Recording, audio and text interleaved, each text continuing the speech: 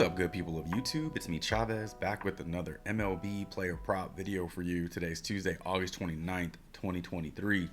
As always, I hope this video finds you all doing well and in good spirits. We'll kick things off by recapping the plays we talked about in yesterday's video, and then we'll dive into the Prizepicks board because I do have a few plays that I want to share with you today. In addition, we also have Taco Tuesday going on today. We just don't know who the tacos will be, but it explains why the board is a little dry, a little lacking a little value so far in the morning. So usually like that on Tuesdays where everything is just kind of on pause, it feels, until those tacos are announced. But we'll do the best we can with what we got.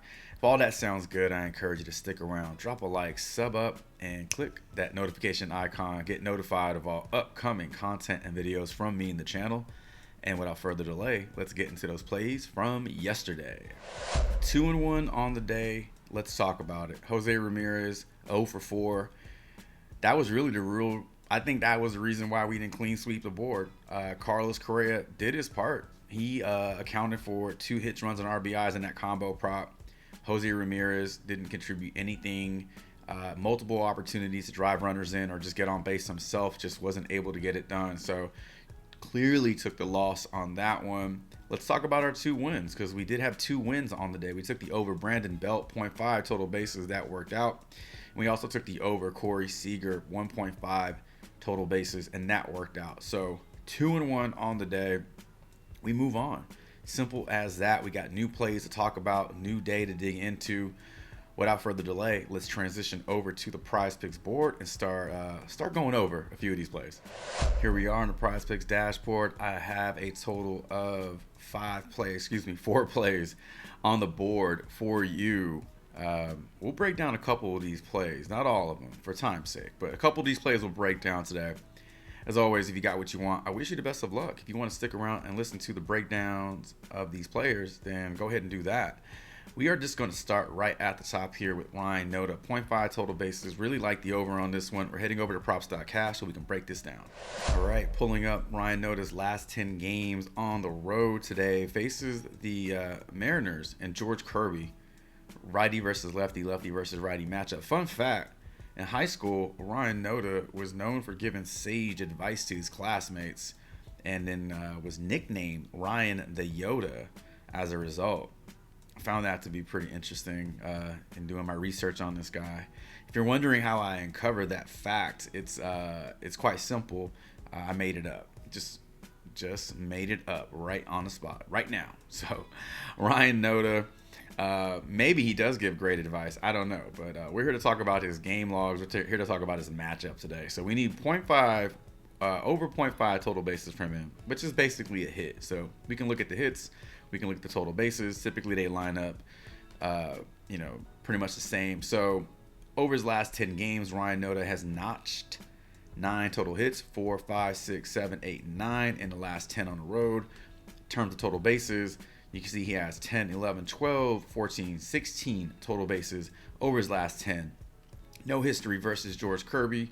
Lefty versus righty matchups for Noda this season have been okay.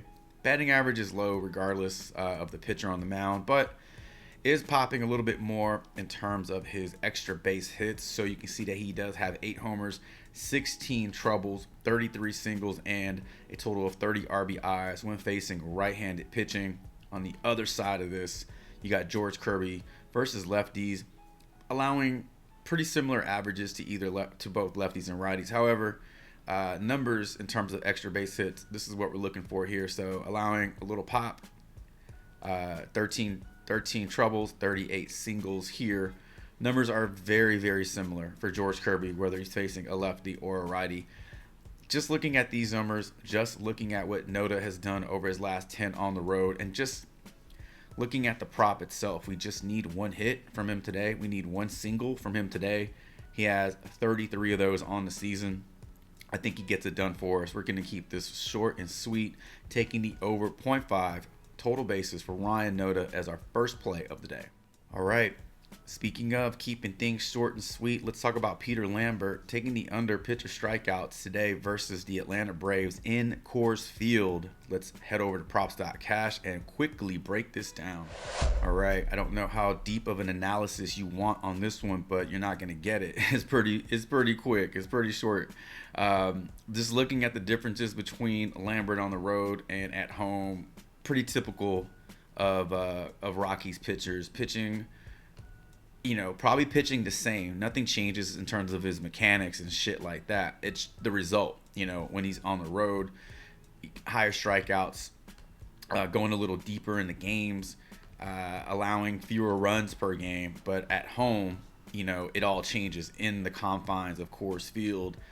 Not striking out as many batters, not going as deep into games, and allowing more runs per game. So today, he's facing a very tough team in the Atlanta Braves, not striking out a lot at all versus righties. In fact, bottom of the league or top of the league in terms of, limiting the whiffs versus righties.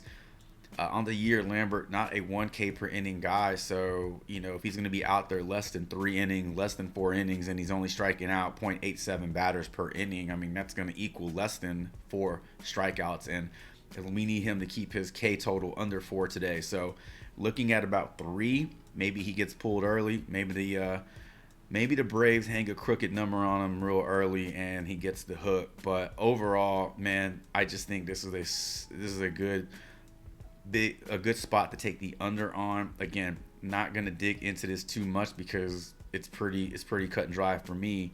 Taking the under 3.5 pitcher strikeouts for Peter Lambert. Once again, taking the under pitcher strikeouts for Peter Lambert. I tell you what, out of these two plays, I want to talk about the Sandy Alcantara, Aaron Civale pitcher strikeout combo prop. I like the under on this one. Let's head over to props.cash and we'll talk about it. All right, so I believe Civale's number on Prizepicks is now bumped up to 5. We can see that over his last 10 games on the road. Now, he's obviously a newer member of the Rays. He didn't start the season as a Tampa Bay Ray, but pitching on the road is pitching on the road. So one time over his last 10 on the road, he has gone over 4.5. I mean, 2 times really. You got 5 here, and then you have 7 here. The rest of the games, he's 4 or less. Now, on the season, not a 1K per inning guy, and he's also, I don't think this is a tough matchup. I don't think Miami, beats him up, but they're just not striking out at a high rate on the season. So that in itself is a tough matchup when you have a lineup that just doesn't strike out a lot and they put the ball in play. It doesn't bode well for the over on a K prop. If we take a look at Sandy Alcantara taking on a Rays team that is middle of the road, I mean, there was a stretch where you could just attack the Rays on K props. I mean, they were striking out to everybody. Even like Christian Javier had a hell of a good game versus this team. But even with that being said, I mean, on the season, Sandy Alcantara at home, he's had his moments where he's peaked. I mean, 9, 10 strikeouts. That's quite a performance. But he also has a lot of these, subpar performances: 5, 6 strikeouts, 3 strikeouts. If we want to look at the overall numbers for Alcantara, they look about the same. So still, over his last 10 games overall, he has those 4 games where he goes over, but a lot of games where he doesn't. So in order for this to hit, you need 12 strikeouts. You definitely need, Alcantara to be on his game. Not get blown up, not get pulled early, and you need Civale to give you, 6 strikeouts today. I mean, that's what you need. I think if you get 4 from Civale, that means you need 8 from Alcantara. I mean, he can do it, but he doesn't do it often enough for me to give my thumbs up on that one. So to me, in my opinion, there is just too much working against this prop to go over. A lot more information that supports the under on this K prop. So that's what I'm going to roll with. I'm going to take the under 11.5 pitcher strikeouts combined for Sandy Alcantara and Aaron Civale. I'm going to try to include this one in a slip, just depending on how the value breaks out and depending on what those tacos look like. But if you want to take a look at that slip, it'll be posted in the free player prop Discord later on this morning. You can tell that, you can fade that, do whatever you want with that, but that's where you'll be able to find the finished slip for today. And ladies and gentlemen, that's going to do it for today's video. Drop a comment below. Let me know what you like on the board, as well as your thoughts on these plays. As always, thank you so much for stopping by, checking this video out. As always, best of luck to you all should you tail any of these plays. And until tomorrow's MLB player prop video, Chavez is